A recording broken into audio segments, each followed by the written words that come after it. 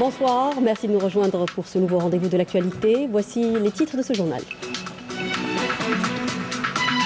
Le président de la République, Abdelmadjid Tebboune, reçoit le ministre de l'Intérieur du Royaume d'Espagne, Fernando Grande Marlaska Gomez, qui effectue une visite officielle d'un jour en Algérie à la tête d'une importante délégation.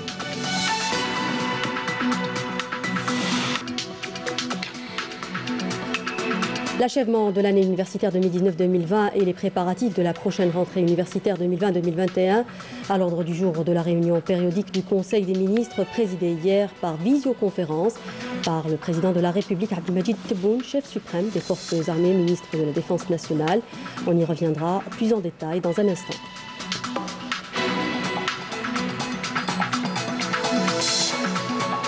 Dans l'actualité également, sortie de promotion, nous suivrons les cérémonies tenues à l'École supérieure de défense aérienne du territoire Ali Shabati de Raya, mais aussi à l'École supérieure militaire de la communication et de l'information de Sidi Fredj.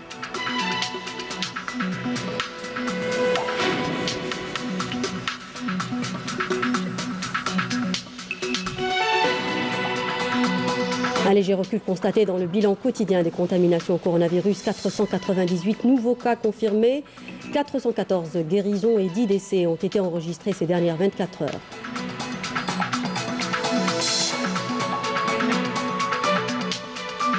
Le monde de la culture est endeuillé chez nous. On reviendra sur la double disparition aujourd'hui du comédien et humoriste Bachir Ben Mohamed, appelé aussi Ami Bachir, et de l'actrice Nouria, qui a tiré sa révérence hier à l'âge de 99 ans.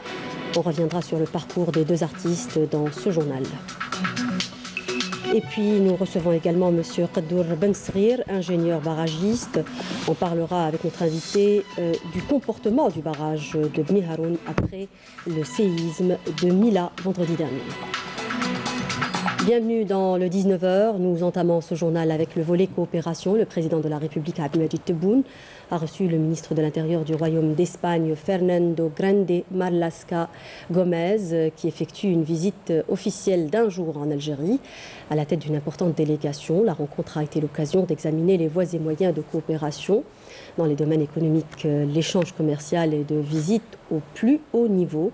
L'audience s'est déroulée au siège de la présidence de la République en présence du directeur de cabinet à la présidence de la République et du ministre de l'Intérieur, des collectivités locales et de l'aménagement du territoire. À l'issue de cette audience, le ministre de l'Intérieur du Royaume d'Espagne a prononcé une déclaration à la presse. Fernando Grande Marlaska Gomez a insisté sur la volonté de son pays de développer la coopération avec l'Algérie dans tous les domaines. Je souhaiterais avant toute chose exprimer ma gratitude pour l'honneur qui m'a été accordé de rendre visite au président de la République algérienne démocratique, M. Abdelmadjid Tebboune. Cette visite a été l'occasion de mettre en exergue la solidité des relations entre les deux pays frères. Nous avons également pu aborder les domaines de coopération entre le Royaume d'Espagne et la République algérienne, notamment le volet sécuritaire, à savoir la lutte contre le crime organisé, ainsi que la sécurité routière et urbaine. Nous avons par ailleurs passé en revue les voies et moyens de coopération en matière d'échanges économiques et d'échanges de visites, notamment au plus haut sommet de l'État dont nous avons souligné l'importance. Je souhaiterais exprimer de nouveau notre volonté à aller de l'avant dans nos relations bilatérales. Je vous remercie pour votre présence et j'adresse mes remerciements les plus profonds à Monsieur le Président de la République, à qui j'ai transmis la lettre de Monsieur Pedro Sanchez dans notre volonté commune à coopérer dans divers domaines. Dans l'actualité également, les dossiers relatifs à la rentrée universitaire et au plan national de relance socio-économique à l'ordre du jour de la réunion du Conseil des ministres. Une réunion présidée par le président de la République, Abdelmadjid Tebboune, chef suprême des forces armées, ministre de la Défense nationale. Le chef de l'État a insisté sur l'impératif de procéder à de profondes réformes du système universitaire concernant les volets relatifs au transport et à l'hébergement, en sus de l'ouverture de la formation post-graduation à tous les intéressés. Karim Haïfa. Réagissons d'abord au compte-rendu du Premier ministre sur les activités du gouvernement depuis la dernière réunion du Conseil des ministres. Le président de la République est revenu sur les incidents et dysfonctionnements graves qui sont survenus ces dernières semaines et qui ont pris la forme d'incendies de forêt, de ruptures en électricité et eau potable et d'indisponibilité brutale de liquidités au niveau des centres postaux. Le président de la République a tenu à cette occasion à porter à la connaissance des ministres que des arrestations viennent d'être opérées en ce qui concerne des actes de destruction de poteaux électriques dans la wilaya de Bouira, ainsi que celle d'un pyromane qui a avoué avoir mis le feu volontairement à la forêt de Ait Aziz dans la même wilaya. S'agissant des décisions de réouverture des mosquées et des plages, le président de la République a ordonné la mise en place d'un système de veille au niveau de chaque wilaya du territoire qui aura pour fonction, sous l'autorité du Wali, de suivre et d'évaluer au quotidien l'évolution de la situation sanitaire et de procéder sans tarder au reconfinement en cas de dégradation de cette dernière. Au terme de l'exposé présenté par le ministre de l'Enseignement supérieur et de la Recherche scientifique se rapportant aux préparatifs de la prochaine rentrée universitaire, le président de la République a engagé le ministère de l'Enseignement supérieur dans la voie à brève échéance de réformes structurelles profondes du secteur à travers la rationalisation des dépenses et l'amélioration des prestations fournies aux étudiants allant du système d'hébergement à celui du transport.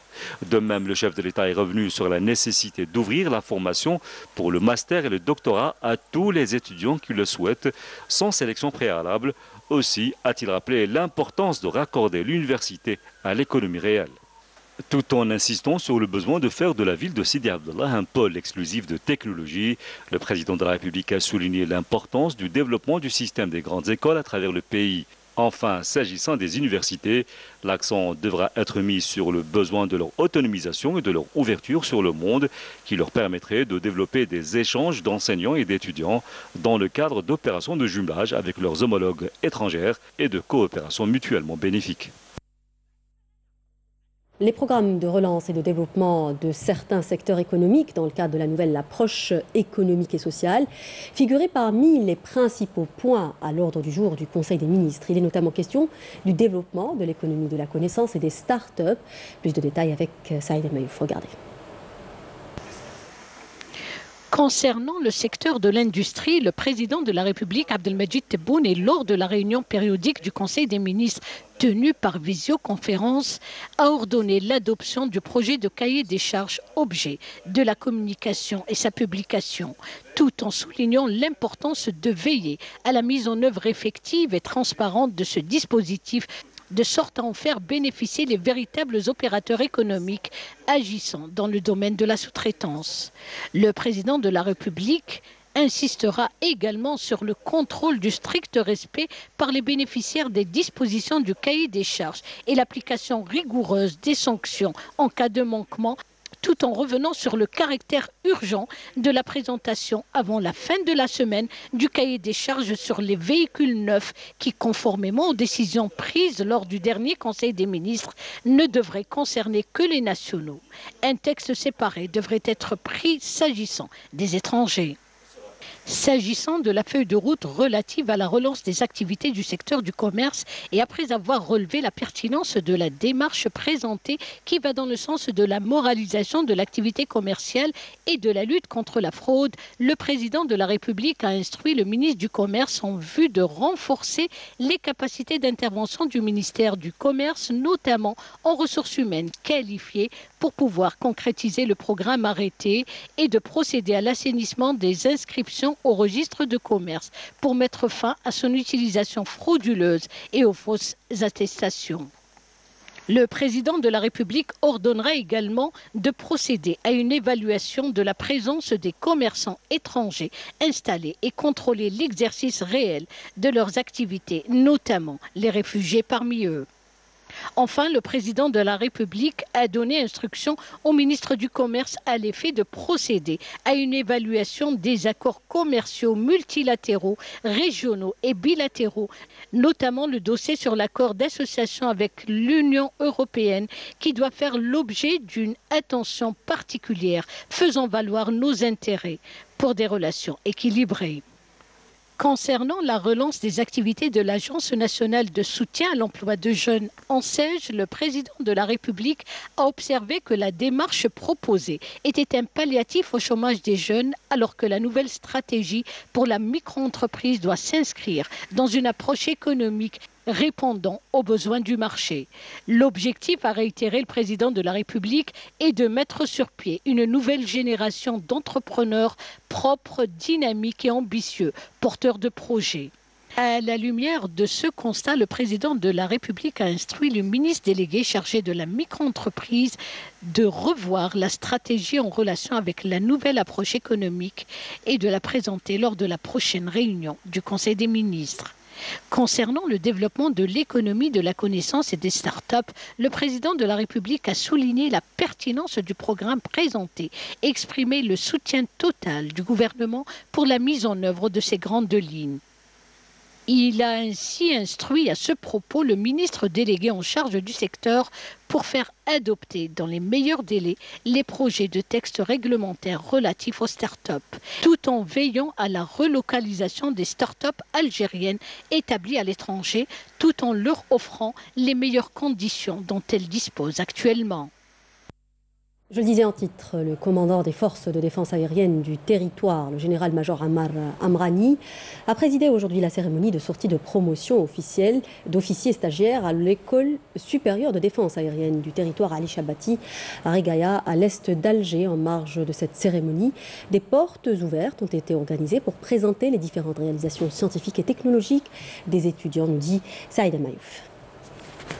C'est par une inspection des carrés des officiers des promotions sortantes par le commandant des forces de défense aérienne du territoire, le général-major Ammar Amrani, qu'a débuté cette cérémonie de sortie de promotion. Dans la cour du déroulement de la parade, le commandant de l'école, le général Ben Batouche Lotfi, a prononcé une allocution dans laquelle il a exhorté les promotions sortantes à acquérir davantage de qualifications scientifiques et militaires et de se doter d'un esprit purement responsable envers le pays tel dicté par les nobles missions de l'armée nationale populaire. Vous allez devoir faire face à une nouvelle étape dans votre carrière professionnelle. Soyez fort par votre discipline militaire, fidèle et obéissant envers vos supérieurs et donnez le bel exemple à vos subordonnés en respectant rigoureusement les lois. Dotez-vous de fondements supérieurs et de grands principes, un but de valeur nationale et humaine. Œuvrez avec abnégation, en vous acquittant de votre devoir et en défendant vos unités. Soyez nos meilleurs ambassadeurs et jouez votre rôle pleinement avec fermeté et sincérité. Les officiers des promotions sortantes ont ensuite prêté serment dans la cour de l'école.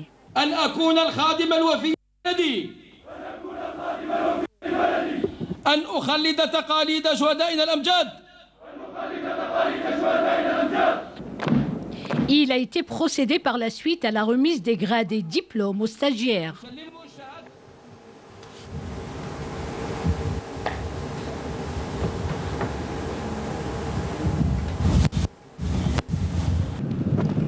La cérémonie s'est poursuivie par la remise du drapeau entre la promotion sortante et celle devant lui succéder.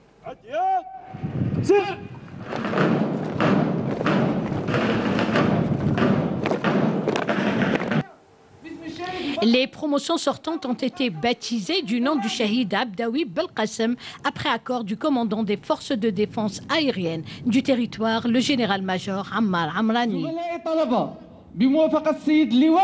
قائد قوات الدفاع الجوي على الإقليم سميت دفعاتنا المتخرجة باسم الشهيد البطل عبداوي بالقاسم ابن الدراجي.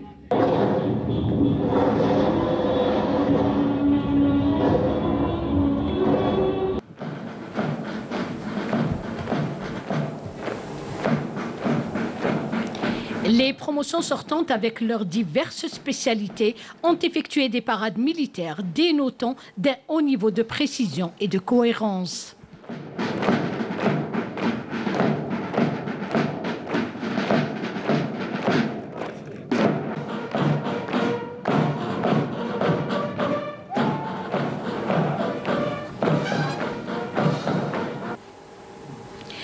En marge de cette cérémonie, des portes ouvertes ont été organisées pour présenter les différentes réalisations scientifiques et technologiques des étudiants. Au terme de cette cérémonie, le général-major Ammar Amrani a remis une distinction à la famille du shahid Abdawi Belkacem. Et le directeur de la communication, de l'information et de l'orientation du ministère de la Défense nationale, le général-major Boualem Madi, a présidé aujourd'hui la sortie de plusieurs promotions à l'école supérieure militaire de la communication et de l'information de Sidi Fredj. Les promotions sortantes ont été baptisées du nom du shahid Boudia Ali et ont été suivies d'une formation militaire et pédagogique spécialisée. Amel Messaïd.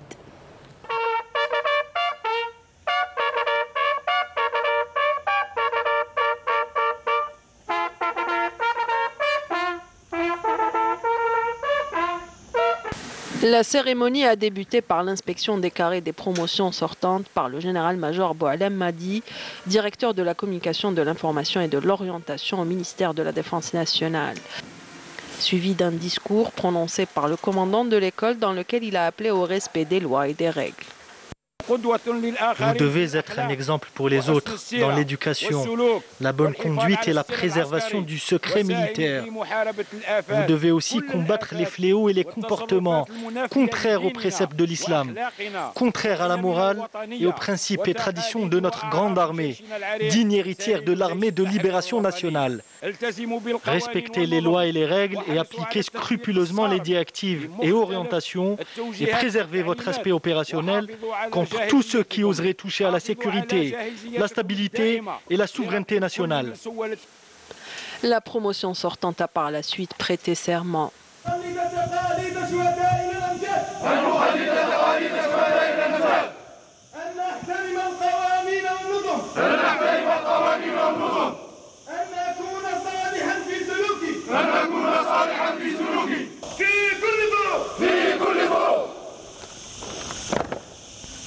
La cérémonie s'est poursuivie par le décernement des diplômes et des grades aux étudiants sortants.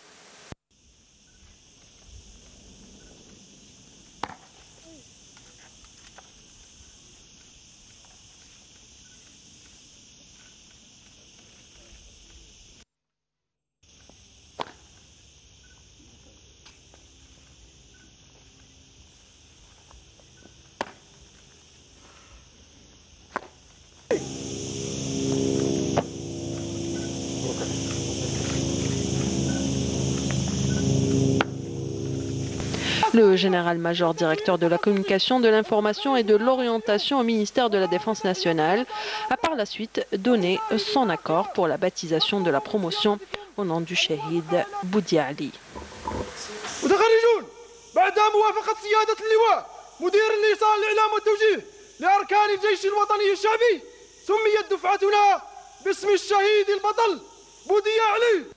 À la fin de la cérémonie, la famille du shahid a été honorée.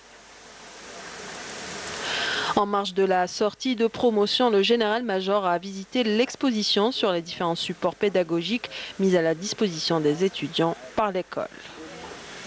L'hôte de l'Algérie, le ministre de l'Intérieur, du Royaume d'Espagne, Fernando Grande Marlaska Gomez, a été également reçu par le ministre de l'Intérieur, des collectivités locales et de l'aménagement du territoire, Kamel Beljoud. La rencontre a porté sur les domaines de coopération bilatérale, notamment sécuritaire, dont la lutte contre le crime organisé et la sécurité routière et urbaine. Cette visite s'inscrit dans le cadre de la coopération entre les secteurs de l'intérieur des deux pays et constitue une opportunité pour l'enrichissement et la consolidation des échanges dans les domaines d'intérêt commun entre les deux ministères. Nous avons passé en revue durant cette visite et la réunion qui s'est tenue avec Monsieur le ministre les voies et moyens de partenariat, notamment en matière de sécurité et de lutte contre le crime organisé et les groupes terroristes sur le territoire algérien et au Sahel, mais aussi la coopération autour de la formation continue de nos forces de sécurité. كانت لي فرصة مع السيد وزير الداخلية الإسباني لتبادل وجهة النظر حول بعض القضايا. Ça a été une occasion pour le ministre de l'Intérieur espagnol et moi d'échanger les points de vue sur certains secteurs dont la protection civile et la sécurité.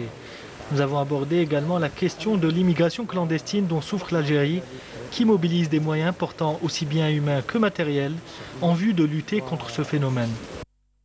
Le ministre de l'Intérieur du Royaume d'Espagne, Fernando Grande Marlaska Gomez, a également eu des entretiens avec le ministre des Affaires étrangères, Sabri Boukadoum.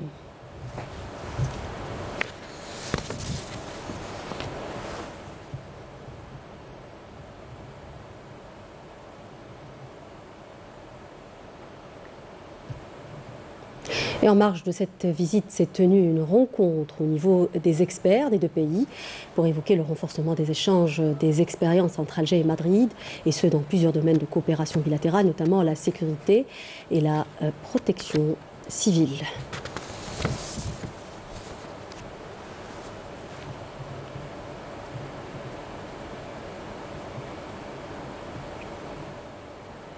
Autre chapitre à présent avec cette caravane de solidarité du Croissant Rouge algérien, composée de 22 camions chargés en denrées alimentaires et d'équipements médicaux, a démarré d'Alger à destination de la wilaya de Mila, touchée dernièrement par un séisme.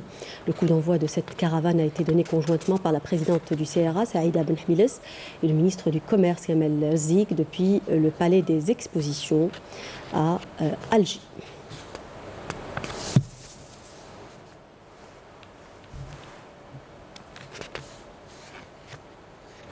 Direction le barrage de Bni Haroun, ce gigantesque ouvrage qui alimente 5 wilayas de l'Est grâce à sa station de pompage, se trouve à proximité des deux dernières secousses qui ont secoué la wilaya de Mila.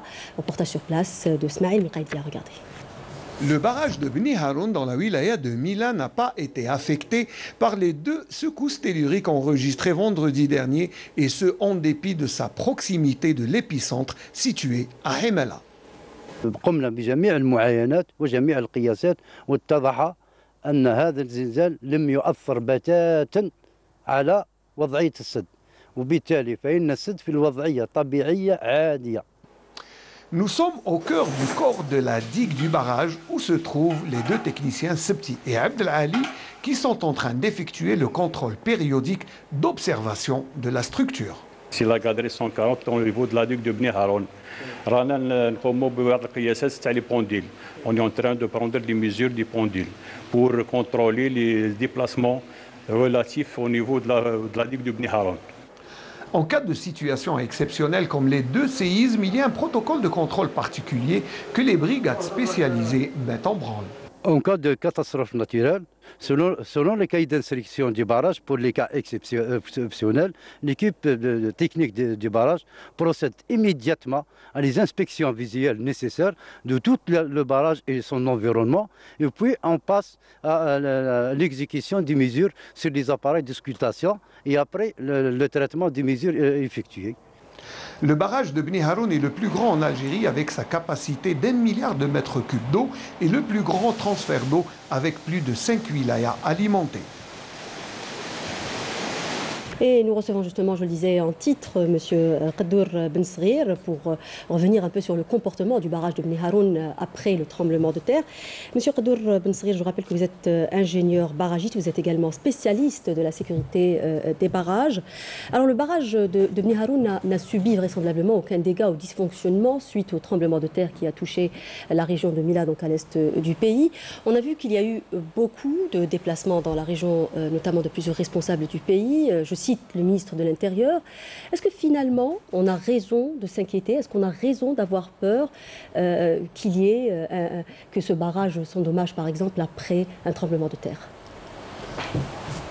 D'abord, je vous remercie pour votre invitation, mais je ne vois aucune raison de s'inquiéter, parce que les barrages sont des ouvrages spécifiques qui sont réalisés de manière à résister aux séismes les plus violents qui puissent se passer.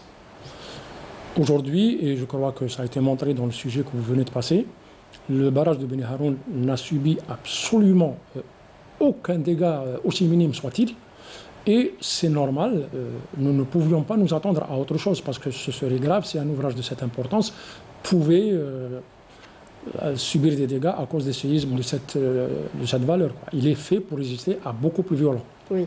Alors les barrages sont construits selon des normes antisismiques. L'idée peut-être aujourd'hui c'est de rassurer aussi. Est-ce que les barrages résistent à tout genre de séisme? J'ai envie de dire, même lorsqu'il s'agit d'un séisme beaucoup plus important que celui qu'a connu ce vendredi la région de Mila. Oui, ils sont conçus pour résister à des séismes beaucoup plus violents. Dans le cadre de la conception des barrages, nous utilisons le concept de séisme maximum probable. C'est-à-dire en se basant sur les statistiques sismiques qui existent dans la région de Mila, le barrage de Bni Haroun a été conçu pour résister au séisme le plus violent qui puisse survenir éventuellement dans la région de Mila. Oui. Donc de ce côté-là, il n'y a absolument aucune inquiétude. Vous parlez de règles parasismiques. Alors, les barrages sont des ouvrages spécifiques. Ils ne sont pas soumis au règlement parasismique qui s'applique aux bâtiments, par exemple.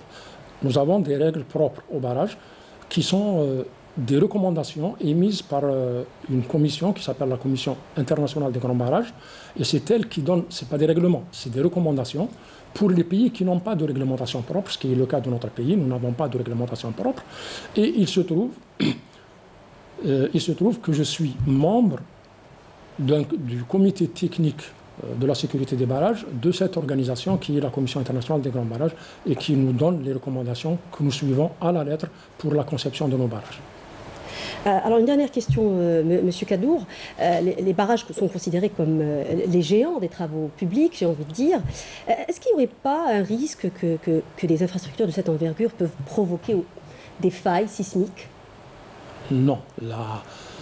La faille sismique est un phénomène naturel qui existe indépendamment des ouvrages. Donc la faille sismique, elle existe même sans le barrage. Nous connaissons tous, on a la tectonique des plaques. Nous savons que les plaques tectoniques bougent, qu'il y a des failles qui sont identifiées. En Algérie, il y a beaucoup de failles qui sont identifiées, qui sont surveillées. Et donc ce n'est pas l'ouvrage qui crée la faille. C'est la faille qui se met en mouvement, qui génère le séisme, qui risque de porter préjudice à l'ouvrage. Mais l'inverse n'est pas vrai. Oui. Et nous avons avec nous par téléphone M. Bernard Tardieu, qui est également ingénieur barragiste. Vous connaissez très bien, selon mon invité, le barrage de Bni Haroun. Est-ce que vous pouvez nous dire quel est le comportement du barrage de Bni Haroun face au tremblement de terre d'une manière générale? Il a un comportement qui a été complètement réanalysé en 2016. Vous savez que l'Algérie dispose de deux organismes de très haut niveau international, le CGS et le CRAG, qui sont des spécialistes reconnus des problèmes de séisme. Et donc, à la suite des rencontres entre le comité d'experts et M. Beraki, qui à l'époque était le directeur général de la NBT, il était décidé de refaire une analyse sismique pour réévaluer le séisme et de refaire un calcul complet du barrage parce que, à l'époque de la conception, il n'avait pas forcément bénéficié de tous les progrès modernes. Et donc, le dernier rapport de 2016 établit que le barrage de Bni Haroun peut résister à un séisme considérablement supérieur à celui qu'il a reçu. Oui. J'ai reçu du CRAG tout à l'heure les accélérogrammes enregistrés sur le barrage. Il y avait une accélération de 0,05 G à peu près, et il a été démontré que le barrage pouvait résister à 0,7 G, donc plus de 15 fois plus, à peu près 15 fois plus. Donc vous voyez, nous avons une marge de sécurité très importante, et par ailleurs, je dois dire que le barrage de Bni Haroun est suivi très soigneusement. Tout ce qui a été dit avant que je parle est parfaitement bien exprimé et parfaitement correct, et selon les règles internationales. L'ensemble de l'auscultation du barrage est rassemblé dans un poste de contrôle qui analyse tout en permanence et qui transmet tout au service de Mme Samia Boudina à Alger, et tout est suivi en permanence. Donc après chaque séisme, j'ai reçu chez moi tous les renseignements qui me permettaient de rassurer Monsieur le ministre. Merci beaucoup, monsieur. Oui. Oui. Oui, oui. Merci beaucoup, Monsieur Tardieu, d'avoir été avec nous. Merci, Monsieur Kadour. Nous poursuivons donc dans l'actualité justice. Arrestation à Bouira de 6 individus recherchés pour leur implication dans des affaires criminelles. Ils ont été arrêtés durant le premier trimestre de l'année en cours, a indiqué le chargé de communication de la Sûreté de la Wilaya. Ces personnes font l'objet de mandats d'arrêt émis par la justice. Durant cette même période, les services de la police ont mené 1907 opérations de recherche à travers la Wilaya de Bouira. Ce grand nombre d'interventions a permis d'arrêter les 6 personnes recherchées par la justice et de contrôler aussi 11 224 autres individus ainsi que 14 227 véhicules, a précisé le chargé de communication de la Sûreté de la Wilaya de Bouira.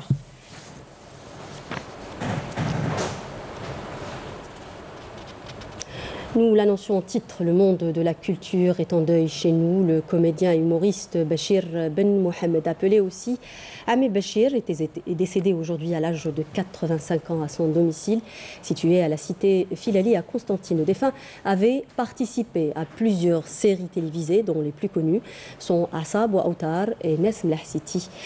Évocation avec Smaïl Boukaïa. Bachir Ben Mohamed, acteur comique constantinois très connu à la télévision algérienne, qui l'a rendu célèbre à travers plusieurs séries loufoques, est décédé ce lundi à Constantine à l'âge de 86 ans des suites d'une longue maladie. Ami Bachir était un acteur spontané plein d'humour et d'humilité qui avait débuté sa carrière sur les planches du théâtre amateur durant les années 60 avant de devenir un visage familier grâce à Asab Outar, si l'on s'en tourne à Ramadaniyat et autres Rihtour. اجي محمد انا قاعد ازيد انت قاعد مالا كان جيتي واقف وكان دماغك مالا راه خرج على البطال مالا نجيبو لك انت كار دي كابوطاب. Ami Bachir tire sa révérence après 60 ans de carrière vouée à l'interprétation comique et satirique. Ses amis l'ont accompagné à sa dernière demeure dans un ultime hommage à l'artiste qui nous quitte. Ami Bachir يعتبر بالنسبة لنا مدرسة اللي تعلمنا منه وقام بإعداد دي جينيراسيون في الفن. كان إنسان بشوش يعني إنسان طيب كثير مع الأصدقاء مع الأحباب مع الناس جميع الناس الكل تحبوه. Ami Bachir laisse derrière lui un véritable legs artistique. Adieu l'artiste. Ton sourire et ta bonhomie vont nous manquer. Paix à son âme, inna lillahi wa inna ilayhi raji'un. Une autre figure emblématique du théâtre et du petit écran nous a quitté. L'actrice Nouria est décédée hier à l'âge de 99 ans. Sa carrière avait décollé en 1945 quand elle rejoint la troupe des artistes associés fondée par son mari. La défunte interprétera plus de 200 pièces de théâtre, 160 téléfilms et 4 longs métrages, incarnant très souvent le rôle d'une mère au foyer, typiquement algérienne avec sa nature simple et ses traditions matriarcale. Nouria aura marqué toute une génération. Retour sur son parcours du moins atypique avec Hakim Akaraj. Une riche et une longue carrière de plus de 60 ans. Entre les planches, les plateaux de cinéma et de la télévision, Nouria, de son vrai nom Khadija Ben Aïda, est l'une des figures emblématiques qui ont marqué la scène artistique algérienne. Native de Tiaret dans une famille conservatrice, à 14 ans, elle quitte sa région natale pour Mostaganem. Dans cette ville portuaire, elle fait la connaissance de Mustafa Qasderli, qui deviendra plus tard son époux et s'installe à Alger en 1939. C'est ainsi que Nouria fait la connaissance de grands artistes du 4e art, Boualam Raïs, Taha Al-Miri, Mustafa Badir, Abdelrahman Aziz et Latifa. Son premier véritable rôle, qui a été fortement salué par le public, était lors d'un spectacle à Bourj Bouarij où Nouria devait jouer le rôle d'une mendiante en 1945. En dépit de la répression de l'administration coloniale, les artistes ont réussi à déjouer la surveillance de l'administration, comme dans la pièce La part de l'orphelin, jouée à Constantine en 1945, une pièce théâtrale qui faisait allusion au massacre du 8 mai 1945. Du théâtre à la télévision en passant par le cinéma, elle avait fait la preuve explosive de son talent inlassable. Elle illuminait les planches et les écrans par ses éclats de voix. Sa curiosité et son énergie n'ont jamais faibli. C'est dans La nuit à peur du soleil de Mustafa Badir que Nouria débute réellement sa carrière cinématographique avant de se faire une place parmi les grands comédiens algériens. Nouria a joué dans 160 téléfilms, 5 longs métrages et plus de 200 pièces de théâtre. 60 ans de scène pour une artiste qui a fait du théâtre plus qu'un art. Elle en a fait un acte politique, une prise de position, un jeu sur l'engagement. Elle en a fait même toute sa vie. On aura compris que chez Nouria, la scène est le seul endroit réel, quand la vie n'est que l'ombre du théâtre. Je rappelle que l'hommage que vous venez de voir a été réalisé en 2014 pour l'émission C'est son show. Et dans l'actualité également, ce procès du journaliste Khaled Drarni, condamné à 3 ans de prison ferme par le tribunal de Sidi Mohamed à Alger pour incitation à attroupement non armé et atteinte à l'unité nationale. Le procureur de la République près le tribunal de Sidi Mohamed avait requis 4 ans de prison ferme à l'encontre du journaliste Khaled Drarni et des activistes Samir Belarbi et Mouh Slimane Hmitouch, condamnés à leur tour à 2 ans de prison pour les mêmes chefs d'inculpation. Un léger recul constaté dans le bilan quotidien des contaminations au coronavirus, 498 nouveaux cas confirmés, 414 guérisons et 10 décès ont été enregistrés ces dernières 24 heures en Algérie. Je vous propose d'écouter le porte-parole du comité scientifique de suivi de l'évolution de la pandémie du coronavirus, le docteur Jamel Fourage. Aujourd'hui, le lundi 10 août 2020, nous allons vous donner, comme d'habitude, un point de situation de l'évolution épidémiologique de la Covid-19 en Algérie depuis le début de la pandémie à ce jour. Pour ce qui est des principaux indicateurs enregistrés au cours de 24 dernières heures, nous avons enregistré 498 nouveaux cas, 390 nouveaux patients hospitalisés, 414 patients guéris qui ont quitté l'établissement hospitalier, 45 patients en soins intensifs et 10 décès. Avec la notification de 498 nouveaux cas, l'incidence est de 1,1 cas pour 100 000 habitants au cours des 24 dernières heures, sachant que 10 wilayas n'ont pas notifié de cas, 17 wilayas ont notifié entre 1 et 9 cas et 21 wilayas ont notifié 10 cas et plus. Pour ce qui est des décès, nous avons enregistré 10 nouveaux décès au cours des 24 dernières heures, rahimahumullah. Pour ce qui est des patients hospitalisés durant les 24 dernières heures, leur chiffre est de 390 patients.